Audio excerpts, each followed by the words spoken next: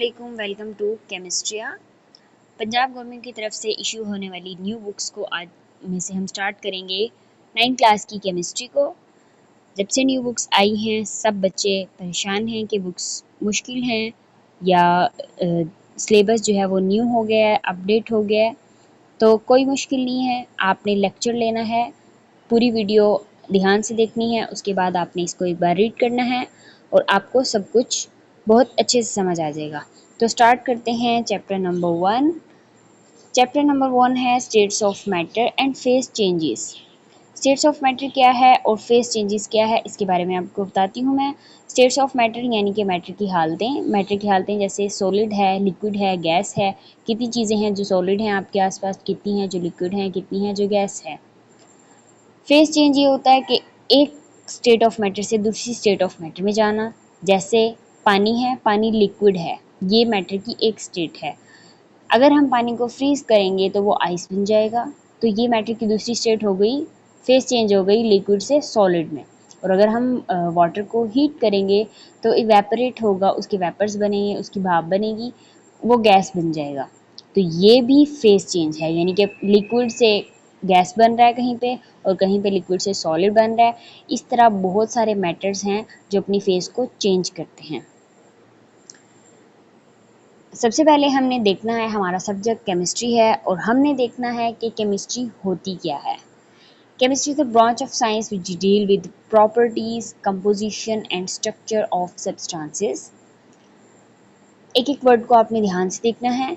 Science की वो branch है जिसमें हम क्या देखते हैं, प्रॉपर्टीज़ देखते हैं। प्रॉपर्टीज़ किसी भी चीज़ की खुसूसियात देखते हैं, यानी कि वो ठंडी है, गर्म है, सॉलिड है, लिक्विड है, क्या है। Composition and the structure of substances. Composition ये यानी कि वो किस चीज़ से बनी है। अगर आपके पास एक मेज़ है, आपको पता है वो मेज़ जो है वो लकड़ी से बनी है, तो ये उसकी कंपोजिशन है। इसी तरह केमिस्ट्री में आप कोई भी चीज़ लेंगे, आपने ये देखना है कि उसकी कंपोजिशन क्या है and the structure of substances, उसका स्ट्रक्चर क्या है। जैसे मैंने कहा मेज़, मेज़ क्या एक स्ट्रक्चर होता है, यानी कि उसकी एक साख्त होती है कि ऊपर से फ्लैट है, फिर नीचे 4 टांगे हैं, ये उसका स्ट्रक्चर है। जब भी आपके सामने कोई ऐसा स्ट्रक्चर बनाया जाएगा, आप फ़ौरन से कहेंगे ये मेज़ है, ये टेबल है, ठीक है। ये इसका स्ट्रक्चर है, ये इसकी कंपोजिशन है, ये लकड़ी से बनी है, इसका स्ट्रक्चर ये है कि इसकी 4 टांगें होती हैं, इसका ऊपर से फ्लैट सरफेस होती है। और इसकी प्रॉपर्टीज़ ये हैं कि हम इस पे बैठ के लिख सकते हैं। वो डाइनिंग टेबल है तो हम उस पे खाना रखते हैं, खाना खा सकते हैं। अगर वो स्टडी टेबल है हम उस पे पढ़ सकते हैं, लिख सकते हैं, लैपटॉप रख सकते हैं। कंप्यूटर टेबल है तो उसके ऊपर कंप्यूटर होगा, लैपटॉप होगा। तो ये 3 चीज़ें हैं। केमिस्ट्री में हम किसी भी सब्सटेंस की 3 चीज़ें पढ़ते हैं, प्रॉपर्टीज़, कंपोजिशन एंड स्ट्रक्चर। इसके अंदर हम फिज़िकल और केमिकल चेंजेस भी देखेंगे और लॉज और प्रिंसिपल्स भी देखेंगे जिनकी वजह से ये चेंजेस आते हैं। Physical change, chemical change. Physical change वो होता है जो आपको नज़र आ रहा होता है, केमिकल चेंज वो होता है जो आपको नज़र नहीं आ रहा होता। फिज़िकल चेंज में आप ये कह सकते हैं कि अगर पानी लिक्विड से आइस में जाता है तो उसके अंदर फिज़िकल चेंज आता है, उसके अंदर केमिकल चेंज नहीं आता। केमिकल चेंज ये होता है कि वो चीज़ जो है वो कोई और चीज़ बन गई, इसको केमिकल चेंज कहते हैं। और लॉज और प्रिंसिपल हम देखेंगे जिनकी वजह से ये फिज़िकल और केमिकल चेंजेस आती हैं। Determination of composition represent finding out percentage of element and compound in a sample of matter. Composition को फाइंड करने के लिए इन्होंने कहा है कि कंपोजिशन को फाइंड करने के लिए ये रिप्रेजेंट करता है कि हम परसेंटेज फाइंड करते हैं एलिमेंट्स और कंपाउंड की सैंपल ऑफ मैटर में। मैटर हमारे पास एक बड़ी बॉडी होती है, यानी कि मैटर जो है आपके पास कोई भी चीज़ है, जैसे टेबल हमने कही, टेबल है, वो पूरी टेबल एक मैटर है। अब उस मैटर के अंदर कौन कौन से एलिमेंट्स और कौन कौन से कंपाउंड्स पाए जाते हैं, उनकी हम परसेंटेज फाइंड करके हम कंपोजिशन बताते हैं उसकी। नेक्स्ट चैप्टर्स में और इनकमिंग चीज़ों में आपको पता चलेगा एलिमेंट क्या होता है, कंपाउंड क्या होता है। अभी के लिए आपने बस यही चीज़ें याद रखनी है जो मैं आपको बता रही हूँ। Structure of matter means the arrangement of atoms in matter. देखें, ऊपर हमने बात की 3 चीज़ों की, प्रॉपर्टी की, कंपोज़िशन की और स्ट्रक्चर की। अब हम इन तीनों लफ्ज़ों को अलग-अलग देख रहे हैं कि हम इनको पता कैसे चलाते हैं। ठीक है? पहले कंपोज़िशन कि हम उसमें परसेंटेज देखते हैं एलिमेंट की और कंपाउंड की मैटर के अंदर। ठीक है? अब उस एलिमेंट क्या होता है, कंपाउंड क्या होता है, ये नेक्स्ट इनकमिंग चैप्टर्स में आएगा, ये मैं तभी आपको बताऊँगी। स्ट्रक्चर ऑफ मैटर क्या होता है? स्ट्रक्चर ऑफ मैटर ये है कि arrangement of atoms in a matter. किसी भी मैटर में एटम्स की अरेंजमेंट क्या है, वो अरेंजमेंट उसका स्ट्रक्चर बनाती है। जैसे मैंने टेबल की एग्जांपल दी, उसकी उसकी जो प्लेन सरफेस है, उसकी जो ऊपर की सरफेस है, वो और उसकी 4 टाँगें, उनकी अरेंजमेंट जो है वो टेबल बनाती है। अगर हम उसकी अरेंजमेंट चेंज करेंगे तो वो चेयर भी बन सकती है, वो कुछ और भी बन सकता है, क्योंकि है तो लकड़ी ही। वही अरेंजमेंट बताती है कि ये चेयर नहीं है, ये टेबल है। तो ये स्ट्रक्चर होता है मैटर का, जो रिप्रेजेंट करता है अरेंजमेंट ऑफ एटम को। Physical and chemical changes may be brought about by absorption or evolution of energy. जब भी कोई फिजिकल या केमिकल चेंज होता है, उसके अंदर एनर्जी का चेंज भी आता है। या एनर्जी एब्जॉर्ब होती है या फिर एनर्जी इवॉल्व यानी कि एनर्जी रिलीज होती है। जैसे अगर हम पानी को बॉईल करते हैं तो बॉईल क्या करते हैं, हम हीट देते हैं। हम हीट देते हैं, इसका मतलब है हम उसको एनर्जी दे रहे हैं। अगर पानी को हम फ्रीज करते हैं तो इसका मतलब है हम उसकी एनर्जी जो है वो ख़त्म कर रहे हैं, उसकी एनर्जी जो है वो रिलीज़ हो रही है। ठीक है? ये फिजिकल और केमिकल चेंजेस में हमेशा होता है कि एनर्जी की एब्जॉर्प्शन भी हो सकती है, इवोल्यूशन भी हो सकती है। सबसे पहले किसी भी चीज़ को पढ़ने के लिए हमें सबसे पहले हम ये चीज़ देखते हैं कि वो है क्या, जिसको हम पढ़ने जा रहे हैं। हम केमिस्ट्री पढ़ने जा रहे हैं, हमने देखा केमिस्ट्री क्या है और उसमें हम क्या पढ़ेंगे। उसके बाद हमने देखनी है कि केमिस्ट्री की कौन-कौन सी ब्रांचेज़ हैं, उनमें क्या-क्या पढ़ा जाता है। अब सारी चीज़ें, केमिस्ट्री एक बहुत ह्यूज टॉपिक है, सारी चीज़ें हम एक ही उसमें नहीं पढ़ सकते, तो इसको कुछ हिस्सों में डिवाइड किया हुआ है ताकि हम उसको आसानी से पढ़ सकें। तो हम देखते हैं कि ब्रांचेस कौन-कौन सी हैं। To understand the widely spread complex subject of chemistry and to concentrate on its specific aspects, chemistry divide into many distinct branches. Complex subject chemistry को समझने के लिए और कंसंट्रेट करने के लिए स्पेसिफिक चीज़ों को हम केमिस्ट्री को डिवाइड करते हैं कुछ ब्रांचेस में। These branches have distinct area of study for the scientists to focus on and to achieve breakthrough and advancements. ये ब्रांचेस जो हैं वो डिस्टिंक्ट एरिया में होती है, यानी कि डिफरेंट एरियाज़ होते हैं इनकी स्टडी के, ताकि साइंटिस्ट जो हैं वो सिर्फ एक टाइम पे एक चीज़ पे फोकस कर सकें और मज़ीद अच्छी चीज़ें अचीव कर सकें। सबसे पहली ब्रांच जो है हमारे पास, उसका नाम है फ़िज़िकल केमिस्ट्री। फ़िज़िकल का मतलब होता है वो चीज़ें जो हमें नज़र आ रही हैं, जिनको हम टच कर सकते हैं। ठीक है? फ़िज़िकल केमिस्ट्री में, अब फ़िज़िकल केमिस्ट्री की डेफिनेशन आपने याद करनी है। Branch investigate how substances behave at atomic and molecular level. Physical chemistry में हम पढ़ते हैं कि कैसे सब्सटेंस जो है वो बिहेव करता है एटॉमिक और मॉलिक्यूलर लेवल पे। एटॉमिक लेवल और मॉलिक्यूलर लेवल, एटम्स क्या हैं, मॉलिक्यूल्स क्या हैं, ये आप नेक्स्ट पढ़ेंगे, लेकिन आपने याद रखना है कि एटम्स, एटॉमिक और मॉलिक्यूलर लेवल को जो हम स्टडी करते हैं वो हम फिज़िकल केमिस्ट्री में स्टडी करते हैं। It provides clear explanation as to how fundamental physical laws governing our world cause atoms and molecules to show specific characteristics and in turn react to give huge structures related to life. Physical chemistry क्या करता है, clear explanation देता है कि कैसे fundamental physical laws, physical changes के लिए, physical chemistry के लिए बहुत सारे लॉज बनाए गए हैं जिनको फिजिकल लॉज कहा जाता है। गवर्निंग आवर वर्ल्ड, हमारी आसपास की दुनिया में, causes atom and molecule to show specific characteristics, different laws हैं जिनकी वजह से हम देखते हैं कि एटम और मॉलिक्यूल जो हैं वो स्पेसिफिक करेक्टरिस्टिक्स शो करती हैं और रिएक्ट करती हैं ह्यूज स्ट्रक्चर्स देने के लिए related to life. Physical change है, कोई भी दो स्मॉल चीज़ें इंटरेक्ट करती हैं, उनके अंदर फिजिकल चेंज आता है और वो ह्यूज स्ट्रक्चर्स बनाती हैं। Physical chemistry is also used to predict the and change the rate of reaction. Physical chemistry जो है वो, इससे हम पता चलाते हैं कि पता चलाते हैं और रिएक्शन के रेट्स को चेंज कर सकते हैं। हम ये पता चला सकते हैं कि कौन सा रिएक्शन हो रहा है और ये भी पता चला सकते हैं कि इस रिएक्शन को हमने किस वक्त ज़्यादा करना है और किस वक्त कम करना है। And thus optimize the condition to carry out the reaction on industrial scale. इसी वजह से हम इंडस्ट्रियल लेवल पे जो कंडीशंस हैं उनको ऑप्टिमाइज़ कर सकते हैं, अपनी मर्ज़ी से एडजस्ट कर सकते हैं। अगर हमने कोई प्रोडक्ट ज़्यादा बनानी है तो हम कंडीशंस को इंक्रीज़ कर सकते हैं, अगर हमने प्रोडक्ट कम बनानी है तो हम कंडीशंस को रिड्यूस कर सकते हैं, कम कर सकते हैं। ये आपने डेफिनेशंस अच्छे से याद करनी है। जो बेसिक चीज़ें मैं आपको समझा रही हूँ वो आपने समझनी है। इनकी एक्सप्लेनेशन, इनकी मुकम्मल समझ आपको आहिस्ता आहिस्ता आ जाएगी जब आप इस बुक में आगे चलेंगे, नेक्स्ट चैप्टर्स पढ़ेंगे, आपको ये छोटी छोटी चीज़ें पता चल जाएंगी कि ये होती क्या है। अभी के लिए आपने इतना ही समझना है, इतना ही याद करना है। उसके बाद है इनऑर्गेनिक केमिस्ट्री और ऑर्गेनिक केमिस्ट्री। इनऑर्गेनिक केमिस्ट्री क्या है? It is a study of synthesis, composition, properties and structure of elements and compound that contain little और नो कार्बन। केमिस्ट्री की डेफिनेशन में हमने पढ़ा था कि हम देखते हैं सिंथेसिस, हम देखते हैं कंपोजिशन, हम देखते हैं प्रॉपर्टीज, स्ट्रक्चर, वही सारी चीज़ें हैं। लेकिन ये सारी चीज़ें हमने किसकी पढ़नी है? उन कंपाउंड्स की पढ़नी है जिनके अंदर कार्बन या तो बहुत थोड़ी है या फिर कार्बन है ही नहीं।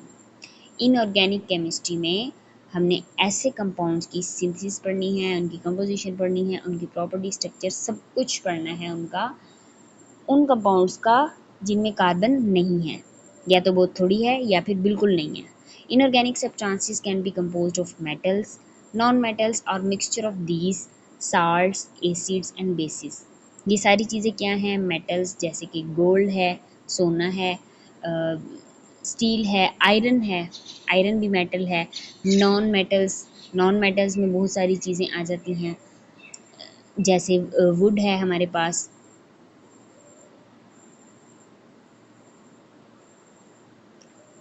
नॉन मेटल में बहुत सारी चीज़ें आ जाती हैं, मेटल के अलावा, धातु के अलावा जितनी भी हमारे पास आसपास चीज़ें हैं। मिक्सचर, इनका मिक्सचर भी आ सकता है, मेटल और नॉन मेटल का मिक्सचर भी आ सकता है। साल्ट्स हैं हमारे पास, जैसे नमक जो हम इस्तेमाल करते हैं। एसिड और बेसिस हैं। एसिड और बेसिस क्या होते हैं ये भी आपको आगे चल के पता चलेगा कि एसिड क्या होता है, बेस क्या होता है।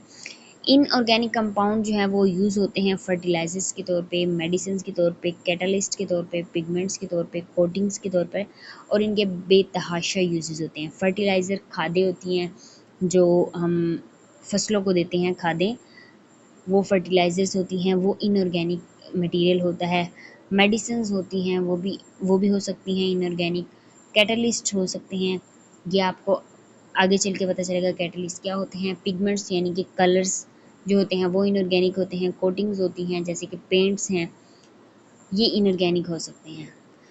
इसके बाद हमने देखना है ऑर्गेनिक केमिस्ट्री। ये मेजर और बहुत बड़ी बड़ी फील्ड्स हैं केमिस्ट्री की, जिनको आप पढ़ कर इसके बाद इन फील्ड्स में जाकर इनमें स्पेशलाइजेशन करके आप एक केमिस्ट बन सकते हैं।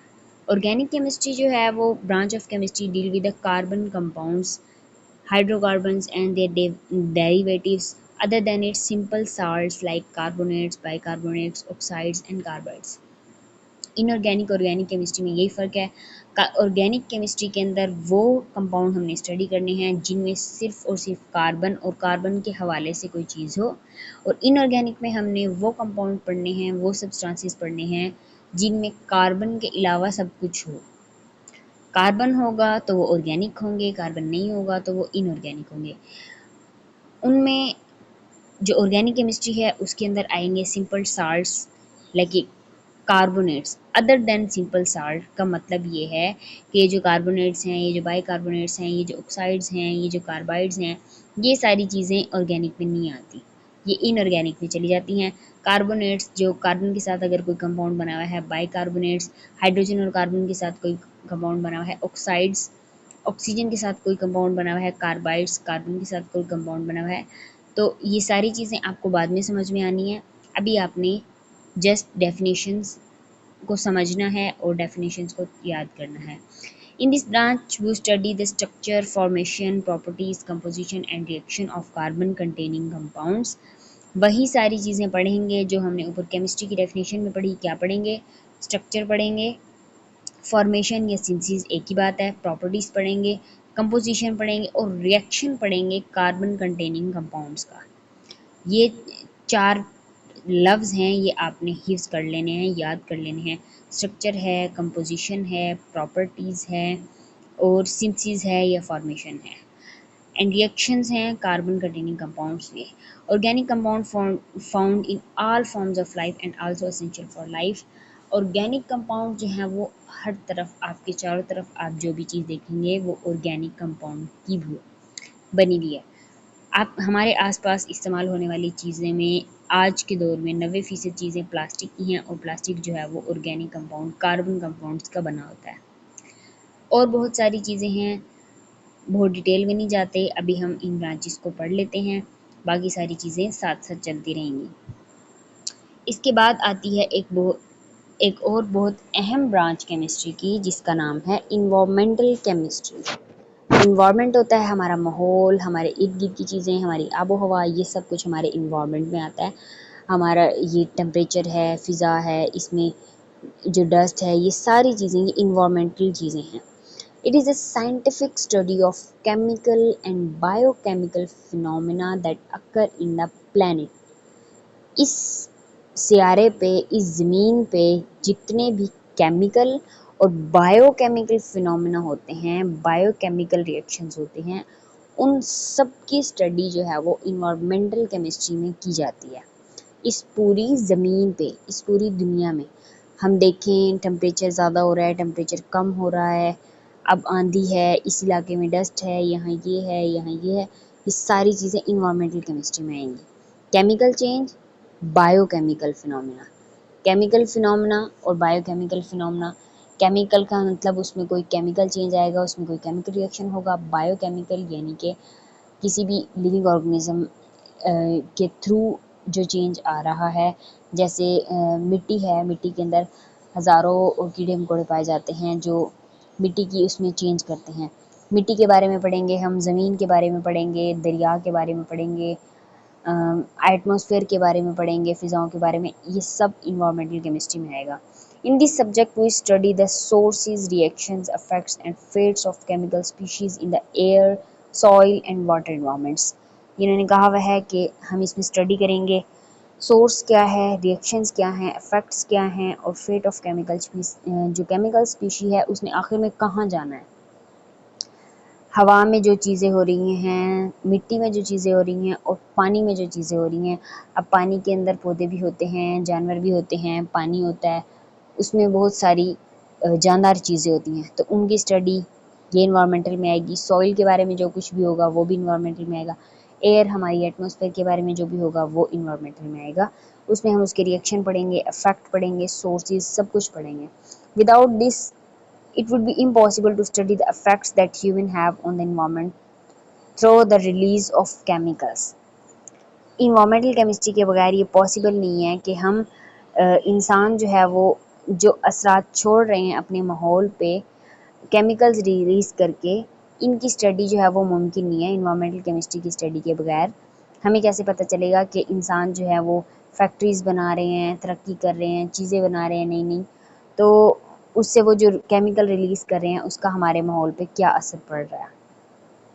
It help in understanding the causes, effects and solutions of different types of pollution.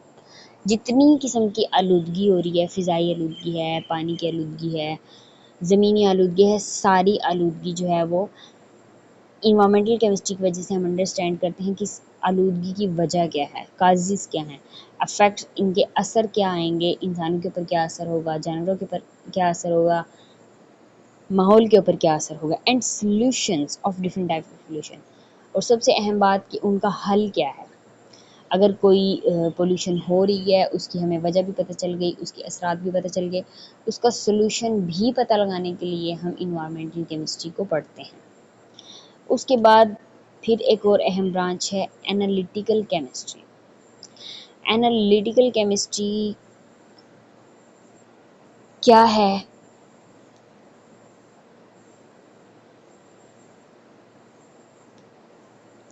Branch of chemistry deals with analysis of different substances. मुख्तलिफ सब्सटेंसेस के एनालिसिस को हम एनालिटिकल केमिस्ट्री में पढ़ते हैं। अब ये एनालिसिस क्या है? एनालिसिस एक छोटा सा वर्ड है और इसके अंदर बहुत सारे मतलब आ गए। एनालिसिस का मतलब होता है किसी चीज़ को परखना, उसको अच्छे से, उसका गहरे तरीके से मुआयना करना। एनालिसिस ये है। हम देखेंगे कि कोई चीज़ कैसे है, क्यों है, कब है, किस तरह है, कितने वज़न में है। ये सारी चीज़ें एनालिटिकल केमिस्ट्री में आती है कि वो चीज़ किस चीज़ में हल होती है, किस चीज़ में हल नहीं होती। It involves separation, identification and determination of concentration of components present in material things. Material things वो होती हैं जिनको हम छू के देख सकते हैं, हम उनको टच कर सकते हैं, हम उनको देख सकते हैं। जितनी भी मटेरियल थिंग्स हैं उनकी सेपरेशन, उनकी आइडेंटिफिकेशन और उनकी कंसंट्रेशन जो फाइंड करते हैं वो हम एनालिटिकल केमिस्ट्री में करते हैं। हमने सेपरेट करना है किसी चीज़ को तो वो हम एनालिटिकल केमिस्ट्री के थ्रू करेंगे।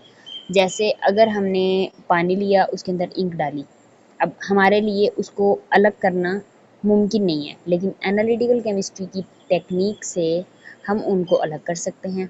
फिर हम उनको आइडेंटिफाई भी कर सकते हैं। अगर हमने एक गिलास में 3 तरह की इंक डाली है और एक नया रंग बन गया, हमें लगता है हम उसको सेपरेट नहीं कर सकते, ना ही हम ये देख सकते हैं कि इसमें किस किस कलर की इंक है। लेकिन एनालिटिकल टेक्निक के ज़रिए हम 3 मुख्तलिफ रंग की इंक्स को अलग भी कर सकते हैं और ये भी देख सकते हैं कि किस किस रंग की इंक इसमें पाई गई है, और हम ये भी देख सकते हैं कि वो कितनी मिकदार में पाई गई है। Determination of concentration of component, उसकी कंसंट्रेशन भी मालूम कर सकते हैं हम। तो ये हुई analytical chemistry. Nowadays, the field of analytical chemistry generally involves the use of modern and sophisticated instruments to analyze the matter. आज के दौर में एनालिटिकल केमिस्ट्री में मॉडर्न और सोफिस्टिकेटेड इंस्ट्रूमेंट्स यानी कि मुख्तलिफ आलात, मुख्तलिफ मशीनें इस्तेमाल की जाती हैं जो कि जदीद भी हैं और इंतहाई बारीक बीनी से मुशाहिदा करती हैं, यानी कि वेट हैं, हमें बहुत 100% वाले रिजल्ट्स देती हैं चीज़ों को एनालाइज करके। उसके बाद है हमारे पास केमिस्ट्री की एक और ब्रांच जिसका नाम है बायोकेमिस्ट्री। बायो कहते हैं किसी भी बायो कहते हैं लाइफ को, यानी कि ज़िंदगी को। तो जानदार चीज़ों के से रिलेटेड जो भी चीज़ें होंगी उसमें लफ्ज़ बायो आता है। बायोकेमिस्ट्री यानी कि जानदारों की इससे रिलेटेड जो हम केमिस्ट्री पढ़ेंगे वो बायोकेमिस्ट्री में आएगी। It is a branch of chemistry in which we understand life through chemical process, जिसमें हम ज़िंदगी को समझते हैं केमिकल प्रोसेस के ज़रिए। किसी भी जानदार के अंदर होने वाले या किसी भी जानदार के आसपास होने वाले केमिकल प्रोसेस, जितने भी केमिकल चेंज हैं वो हम पढ़ेंगे बायोकेमिस्ट्री में। It is the study of chemical substances and vital processes occurring in living organism. इसमें हम क्या पढ़ते हैं? केमिकल सब्सटेंसेस पढ़ते हैं और वाइटल प्रोसेसेस यानी कि जो बहुत अहम प्रोसेस हैं, बहुत अहम काम जो हो रहे हैं लिविंग ऑर्गेनिजम्स के अंदर, हम उसको पढ़ते हैं। आज के दौर में हमें पता है कि इंसान के मैदे में खाना कैसे हज़म होता है, इंसान का दिल जो है वो खून बनाता है, खून पंप करता है। हमें पता है कि हमारा ब्रेन जो है वो, हमारा दिमाग जो है वो हमें सिग्नल्स देता है, हमारा दिमाग चीज़ें याद करता है। ये सारी चीज़ें बायोकेमिस्ट्री की हैं। हमने बायोकेमिस्ट्री के ज़रिए ये सारी चीज़ें पता लगाई हैं और इन्हीं की वजह से हम इन चीज़ों में अगर कोई ख़राबी हो जाए तो हम इनका इलाज कर सकते हैं। Biochemistry provide insight into the structure and function of molecules such as proteins, carbohydrates, lipids and nucleic acid. Biochemistry जो है वो इनसाइट देता है, यानी कि हम देख सकते हैं स्ट्रक्चर और फंक्शन को किन के, मॉलिक्यूल्स के, जैसे कि प्रोटीन है, कार्बोहाइड्रेट है, लिपिड है, न्यूक्लिक एसिड है। ये 4 नाम बायोकेमिस्ट्री की बुनियादें हैं। 4 नाम बायोकेमिस्ट्री की बुनियादें हैं। इनमें इंतहाई अहम किरदार है बायोकेमिस्ट्री का। इनका स्ट्रक्चर भी बायोकेमिस्ट्री से पता चला, इनका फंक्शन भी बायोकेमिस्ट्री से पता चला। प्रोटीन जैसे कि गोश्त है, अंडा है, ये प्रोटीन है। अब अंडा भी प्रोटीन है, गोश्त भी प्रोटीन है, दोनों की शक्ल भी और है, जायका भी और है, रंग भी और है, सारा कुछ और है। तो इसका मतलब है इनका स्ट्रक्चर और है, और वो स्ट्रक्चर पता चला हमें बायोकेमिस्ट्री से। कार्बोहाइड्रेट है, रोटी है, ब्रेड है, ये सारी चीज़ें, इन सब का टेस्ट डिफरेंट है, इन सब का स्ट्रक्चर डिफरेंट है। लिपिड्स हैं, जैसे कि हम ऑयल इस्तेमाल करते हैं, घी इस्तेमाल करते हैं, ये लिपिड्स हैं। और हर लिपिड वाली चीज़ों का टेस्ट जो है वो जायका अलग होता है, रंग अलग होता है, बू अलग होती है, तो इसका मतलब है इनका स्ट्रक्चर भी अलग है, इनकी कंपोजिशन भी अलग है, इनका फंक्शन भी अलग है। न्यूक्लिक एसिड हैं, न्यूक्लिक एसिड जैसे हमारा डीएनए है, जिससे जिसे में हमारी सारी इंफॉर्मेशन जो हैं वो महफूज होती हैं। ये सारी डिटेल्स जब आप बाकी सारी चीज़ें पढ़ेंगे, आप बायो में ये सारी चीज़ें पढ़ेंगे, तो आपको समझ आ जाएंगी ये क्या हैं। उसके बाद है न्यूक्लियर केमिस्ट्री। न्यूक्लियर केमिस्ट्री बहुत अहम फील्ड है, केमिस्ट्री की बहुत अहम ब्रांच है। न्यूक्लियर निकला है न्यूक्लियस से। न्यूक्लियस जो है वो एटम के अंदर होता है। सबसे छोटी जो फॉर्म है मैटर की वो एटम है, और एटम की सबसे छोटी चीज़, एटम की सेंट्रल चीज़, एटम का मेन पार्ट वो न्यूक्लियस है। और उस न्यूक्लियस की केमिस्ट्री को पढ़ने को हम न्यूक्लियर केमिस्ट्री कहते हैं। Nuclear chemistry deals with the reaction taking place in the nucleus of atom. दुनिया की सबसे छोटी चीज़ एटम, एटम के दरमियान न्यूक्लियस। उस न्यूक्लियस के अंदर जो रिएक्शन होते हैं उनकी स्टडी को हम न्यूक्लियर केमिस्ट्री कहते हैं। आपने पढ़ा होगा, आपको पता होगा कि बॉम्ब होता है, पटाखे चलाते हैं आप लोग, या फिर एटम बम होता है जिसको हम बम कहते हैं, हमने सुना है कि ये एटम बॉम्ब है। वो किससे बना? वो न्यूक्लियर केमिस्ट्री से बना। न्यूक्लियस के अंदर रिएक्शन होता है, रिएक्शन की वजह से ब्लास्ट होता है, और वही ब्लास्ट जो है वो एटम बॉम्ब बनाता है, उससे ही पटाखे बनते हैं। तो ये न्यूक्लियर केमिस्ट्री है। It deals with radio activity, nuclear processes and transformation in nuclei of atom. Atom के न्यूक्लियस के अंदर रेडियो एक्टिविटी आप सादी ज़ुबान में ये समझ लें कि उससे उसके अंदर से शुआएं निकलती हैं, उसको उसकी रेडियो एक्टिविटी कहते हैं।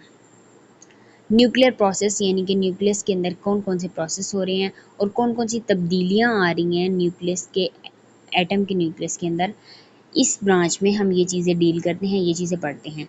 Nuclear chemistry has many application in agriculture, ज़राअत में इसका बहुत ज़्यादा इस्तेमाल है, मेडिसिन, दवाइयों में इसका बहुत इस्तेमाल है, इंडस्ट्री के अंदर और रिसर्च के अंदर इसका बहुत ज़्यादा इस्तेमाल है। उसके बाद एक और अहम ब्रांच है जिसका नाम है पॉलीमर केमिस्ट्री। पॉलीमर क्या है? पॉलीमर कहते हैं, पॉली का मतलब होता है मैनी, यानी कि बहुत सारे, मर्ज यानी कि डिफरेंट पार्ट्स, यानी कि पॉलीमर का मतलब हुआ बहुत सारे हिस्से।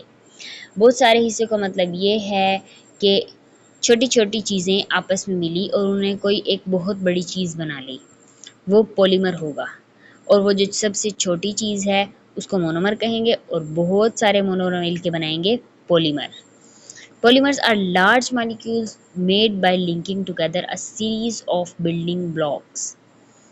एक तरतीब से बिल्डिंग ब्लॉक्स जो हैं वो मोनोमर्स या बिल्डिंग ब्लॉक्स का मतलब होता है सबसे छोटा हिस्सा जो है वो, ये छोटे छोटे हिस्से जुड़ेंगे और फिर बनाएंगे पॉलीमर। आप बचपन में ब्लॉक्स से खेलते होंगे, या फिर ब्लॉक्स और आप बचपन में ब्लॉक्स से खेलते होंगे, या फिर जो वो पटड़ी वाली स्ट्रिप्स आया करती थी, उनको क्या करते थे, एक एक को जोड़ते थे तो एक लंबी तरतीब बन जाती थी। या फिर जैसे क्यूब है, एक पूरा क्यूब है और उसके अंदर छोटे छोटे छोटे छोटे और क्यूब हैं, उन सारों को उतार लो आप, और फिर उन सारों को दोबारा मिला के एक क्यूब बना लो। छोटा भी क्यूब था और बड़ा भी क्यूब ही है, लेकिन छोटा जो है वो उसको मोनोमर कहेंगे, वो उसको बिल्डिंग ब्लॉक कहेंगे, और वो जो पूरा क्यूब बना वो पॉलीमर है, क्योंकि वो छोटे छोटे छोटे क्यूब से मिलके बना है। तो पॉलीमर ये होता है। हमारे पास सबसे आम मिसाल पॉलीमर की शापर प्लास्टिक है, ये पॉलीमर होती है। Polymer chemistry focus on the properties, structure and senses of polymers and macromolecules. Polymer के अंदर हम फोकस करते हैं किसको? प्रॉपर्टीज़ को, स्ट्रक्चर को, सेंसेस को। वही तीन बातें हैं जो केमिस्ट्री की डेफिनेशन में पढ़ी और बाकी ब्रांचेस की डेफिनेशन में पढ़ी। और सिंथेसिस ऑफ पॉलीमर, पॉलीमर बनता कैसे है, और मैक्रोमॉलिक्यूल्स। ये सेम सेम चीज़ें हैं। मैक्रोमॉलिक्यूल का मतलब होता है बड़े बड़े मॉलिक्यूल्स। पॉलीमर भी एक बड़ी चीज़ होती है, मैक्रोमॉलिक्यूल भी एक बड़ी चीज़ होती है, यानी कि किसी छोटी चीज़ से कोई बड़ी चीज़ बनना। तो इसकी सिंथेसिस और ये इसकी प्रॉपर्टीज़, इसका स्ट्रक्चर, ये पॉलीमर केमिस्ट्री में हम स्टडी करते हैं। Many materials present in the living organisms, including protein, cellulose, and nucleic acid, are naturally occurring polymer. कुछ पॉलीमर ऐसे हैं जो अल्लाह ताला की तरफ से बने बनाए हैं, कुदरत में पाए जाते हैं, और कुछ पॉलीमर ऐसे हैं जो इंसानों ने बनाए हैं। अल्लाह की तरफ से बने हुए पॉलीमर्स में सेलुलोज आता है। सेलुलोज जिससे कागज़ बनता है, सेलुलोज जिससे लकड़ी बनती है, सेलुलोज जिससे धागा बनता है। ठीक, ये अल्लाह ताला की तरफ से पैदा हुए पॉलीमर्स हैं। प्रोटीन्स हैं, ये भी पॉलीमर है।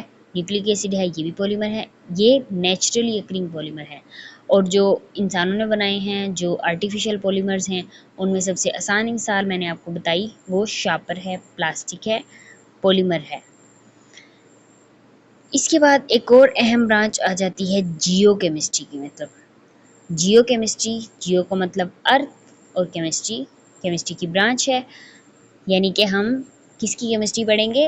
अर्थ की केमिस्ट्री, अपनी ज़मीन की केमिस्ट्री। ज़मीन कैसी है? ज़मीन नरम है, ज़मीन सख्त है, ज़मीन कहाँ पे पानी है, कहाँ पे मिट्टी है, कहाँ पे खुश्की है। The study of chemical composition of earth and it's sources and minerals is called Jio chemistry. ज़मीन की कंपोजिशन क्या है, केमिकल कंपोजिशन क्या है, उसकी सोर्सेज और मिनरल्स क्या हैं, इसको हम जियो केमिस्ट्री कहते हैं। हर इलाके में, हर जगह में मुख्तलिफ़ रंग की मिट्टी होती है, और उस मिट्टी की कंपोजिशन अलग होती है। उसके अंदर मुख्तलिफ़ मिनरल्स होते हैं। जैसे किसी मुल्क की ज़मीन में सोना पाया जाता है, किसी मुल्क की ज़मीन के नीचे से तेल निकलता है, कहीं पे कोयला पाया जाता है, कहीं पे गैस पाया जाता है। तो उस ज़मीन की मिट्टी, उस ज़मीन की कंपोजिशन, उस ज़मीन के मिनरल्स डिफरेंट होते हैं, जिसकी वजह से वहाँ डिफरेंट चीज़ें, मुख्तलिफ़ चीज़ें पाई जाती हैं। इन चीज़ों को हम पढ़ते हैं जियो केमिस्ट्री में। Apart from its use in mineral exploration, geochemical mapping today has application in environmental monitoring, forestry and medical research. Mineral explore करने के अलावा जियो केमिस्ट्री में की और भी इस्तेमालात हैं। जैसे मिनरल एक्सप्लोरेशन का मैंने आपको बताया, कहीं से सोना निकल रहा है, कहीं से ऑयल निकल रहा है, कहीं से गैस निकल रहा है, ये इसके मिनरल्स हैं। इनके अलावा जियो केमिकल या फिर जियो केमिस्ट्री के ज़रिए हम क्या पता लगा सकते हैं? इन्वामेंटल को मॉनिटर कर सकते हैं, यानी कि हम अपने माहौल को मॉनिटर कर सकते हैं कि इस जगह में ये होना चाहिए और ये नहीं होना चाहिए। फॉरेस्ट्री, हम देख सकते हैं कि यहाँ पे कोई खेत उग सकता है, जंगल दरख्त उग सकते हैं या नहीं उग सकते। एंड मेडिकल रिसर्च, और हम ये देख सकते हैं कि हम इसको दवाइयों में किस तरह इस्तेमाल कर सकते हैं। ये इस जगह की मिट्टी, इस जगह के मिनरल्स हमारे किस काम के हैं। एक और अहम ब्रांच जिसका नाम है medicinal chemistry. Medicinal chemistry branch of chemistry like chemist tries to design and synthesize medicines or drugs which are beneficial for humankind. Medicinal नाम से जाहिर है, मेडिसिन यानी कि दवाई। वो केमिस्ट्री जिसके अंदर हम क्या करेंगे, केमिस्ट जो है वो क्या करेंगे, डिज़ाइन करेंगे और सिंथेसाइज करेंगे मेडिसिन या ड्रग को। मेडिसिन और ड्रग दोनों एक ही चीज़ें हैं, दवाइयाँ। एक केमिस्ट जो है वो लैब में उसको डिज़ाइन बनाता है, जैसे कपड़े बनाने होते हैं ना, उसका पहले डिज़ाइन बनता है, फिर उनको बनाया जाता है। इसी तरह मेडिसिन बनाने के लिए किसी भी केमिकल कंपाउंड का स्ट्रक्चर बनाया जाता है, उसका डिज़ाइन बनाया जाता है और फिर उसको सिंथेसाइज किया जाता है, ताकि वो इस्तेमाल हों, जो फ़ायदेमंद हों for Mankind, beneficial for Mankind, इंसानों के लिए फ़ायदेमंद हो।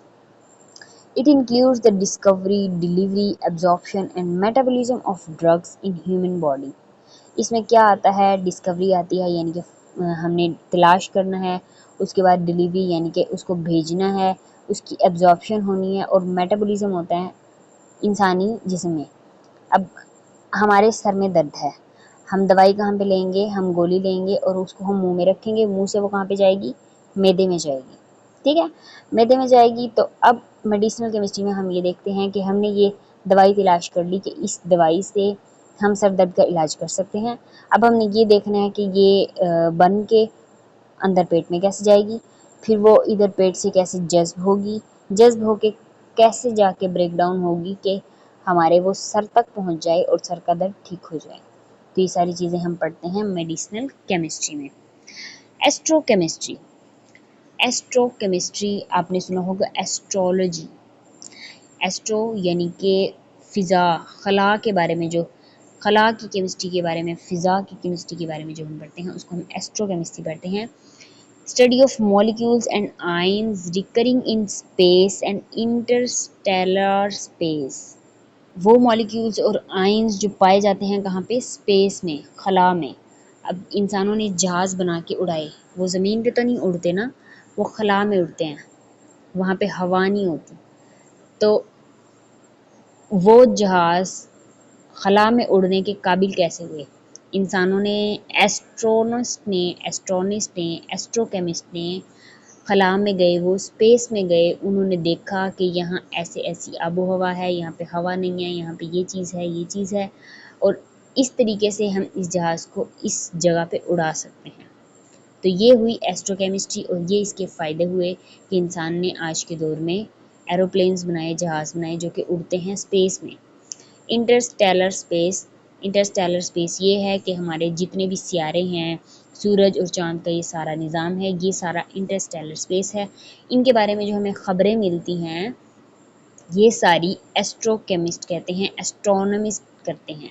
हमें जो ख़बरें मिलती हैं कि आज बारिश होगी, आज धूप होगी, तो ये भी एस्ट्रोकेमिस्ट्री की वजह से मुमकिन है कि देखते हैं कि सूरज इतनी दूर है, ऊपर बादल हैं, नहीं हैं, किस मुल्क में धूप है, किस मुल्क में दिन है, किस मुल्क में रात है, ये सारी चीज़ें हमें पता चली एस्ट्रोकेमिस्ट्री के ज़रिए। एस्ट्रोकेमिस्ट ने, एस्ट्रोलॉजिस्ट ने पता लगा के दी हमें ये सारी चीज़ें। In this discipline we study the abundance and reactions of atoms, molecules and ions in the universe and interaction of this species with radiation. इस फील्ड में हम क्या पढ़ते हैं, अबंडेंस यानी कि कितनी ज़्यादती है, and reactions of atoms, atoms की एक जगह में कौन कौन से एटम और कितनी कितनी मिकदार में पाए जाते हैं, कौन सबसे ज़्यादा पाया जाता है, वो क्या रिएक्शन देता है, कौन से मॉलिक्यूल्स पाए जाते हैं, कौन से आयंस पाए जाते हैं दुनिया में, उनका आपस में क्या ताल्लुक है, interaction of this species with radiation, ये स्पीशीज़, ये मॉलिक्यूल्स, ये आयंस, ये सारी चीज़ें जो हैं वो कैसे इंटरैक्ट करती हैं रेडिएशंस के साथ। हमें पता है सूरज जो है वो रेडिएशंस रिलीज़ करता है, शुआएँ निकालता है। अब अगर स्पेस के अंदर, अगर सूरज के आसपास, अगर खला में कोई एटम, कोई मॉलिक्यूल, कोई आयन पाया जाता है, तो वो इन रेडिएशंस के साथ कैसे रिएक्शन करता है, कैसे रिएक्ट करता है, ये हम पढ़ते हैं एस्ट्रोकेमिस्ट्री में। ऊपर देखें एक छोटी सी हेडिंग दी हुई है हाईलाइटेड, जिसके ऊपर लिखा हुआ है interesting information. Geothermal heat pumps uses a pump to transfer underground water into the building during the winter to heat them and in the summer to cool them. Geothermal heat pumps होते हैं, जियो का मतलब अर्थ, thermal का मतलब heat, heat pumps जो होते हैं वो पंप यूज़ होते हैं, ट्रांसफ़र करते हैं अंडरग्राउंड वाटर को बिल्डिंग के अंदर सर्दियों में हीट पहुँचाने के लिए और सर्दियों में, गर्मियों में ठंडक पहुँचाने के लिए जियोथर्मल हीट पंप्स यूज़ किए जाते हैं। यानी जियोथर्मल हीट पंप्स ऐसे होते हैं कि वो, अगर हम किसी गर्म पाइप को, गर्म चीज़ को अगर हम किसी ठंडी चीज़ में रखें, तो थोड़ी देर बाद क्या होगा, ठंडे पानी में रखें, वो पाइप ठंडा हो जाएगा और जो पानी था वो गर्म हो जाएगा। इसी तरह जियोथर्मल हीट पंप काम करते हैं कि ज़मीन में जाते हैं, अगर बाहर टेम्परेचर गर्म होता है तो ज़मीन में टेम्परेचर ठंडा होता है, तो हमारा पानी नीचे जाता है, वहाँ से ठंडा होके वापस ऊपर आता है, तो फिर वो ठंडा होता है। तो आज के लेक्चर में इतना ही। आज हमने पढ़ा केमिस्ट्री क्या है, आज हमने केमिस्ट्री की बहुत अहम ब्रांचेस पढ़ी। आप मुझे बताइएगा कि आपको इनमें से सबसे अच्छी ब्रांच कौन सी लगी, और आप अगर ज़िंदगी में नेक्स्ट केमिस्ट्री पढ़ना चाहते हैं तो आप कौन सी फील्ड में जाएंगे, कौन सी ब्रांच में जाएंगे। तो मिलते हैं नेक्स्ट वीडियो में, तब तक के लिए अल्लाह हाफ़िज़।